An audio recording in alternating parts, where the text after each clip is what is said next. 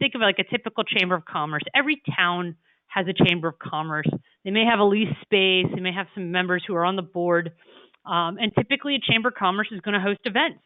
So for our example, this one is hosting a luncheon, an Easter egg hunt, a 4th of July event, a workshop, and a local book fair. And they're really trying to get all of their coverages for the board, for the general liability, for their events, all done under $2,000.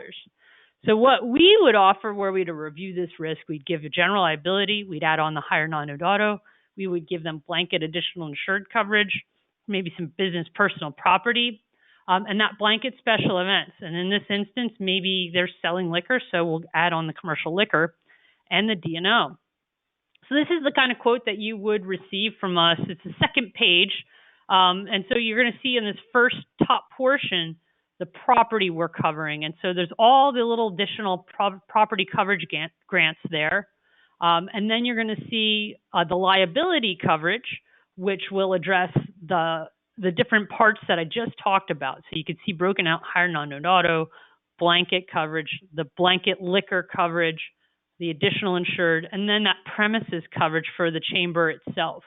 So that's all addressed in this middle section. And then finally, you'll see the breakout and the pricing that goes along with the directors and officers in EPL. So all told, that annual coverage for events, the higher non-owned auto, premises liability, D&O, and EPL would all come up to $1,654.